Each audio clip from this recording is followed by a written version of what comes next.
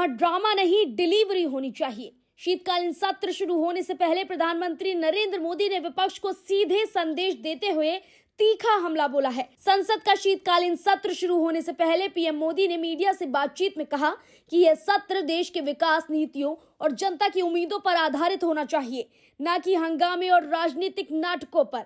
उन्होंने कहा कि संसद में जनता के मुद्दों पर चर्चा होनी चाहिए और देश को आगे बढ़ाने के लिए सभी दलों को जिम्मेदारी के साथ काम करना होगा। प्रधानमंत्री मोदी ने विपक्ष पर तंज कसते हुए कहा कि चुनावी हार की नाराजगी और बौखलाहट संसद में लेकर आने की जरूरत नहीं है।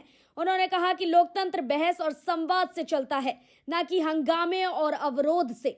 पीएम मोदी ने कहा कि पिछली बार भी कई महत्वपूर्ण बिल ध्वनिमत से पास हुए क्योंकि विपक्ष ने चर्चा में हिस्सा नहीं लिया।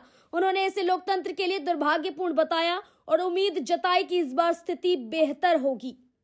पीएम ने यह भी कहा कि सरकार चर्चा और सुझावों के लिए हमेशा तैयार है, लेकिन विरोध सिर्फ विरोध के लिए नहीं होना चाहिए। उन्होंने कहा कि देश की जनता उम्मीद करती है कि चुने हुए प्रतिनिधि संसद में जाकर उसके मुद्दे को प्राथमिकता दें। उन्होंने सभी सांसदों से अनुरोध किया कि वे संसद को गंभीरता से लें और अपनी भूमिका ईमानदारी से निभाएं।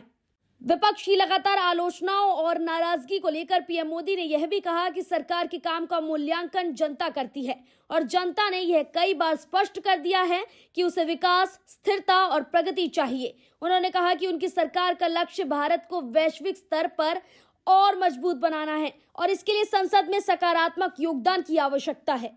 कुल मिलाकर पीएम मोदी के बयान ने शीतकालीन सत्र की शुरुआत से पहले ही राजनीतिक माहौल को गर्मा दिया है। इस सत्र में कई महत्वपूर्ण विधेयकों पर चर्चा होनी है और अब देखना यह होगा कि विपक्ष पीएम मोदी की अपील पर प्रतिक्रिया देता है या टकराव की राजनीति फिर हावी होती है।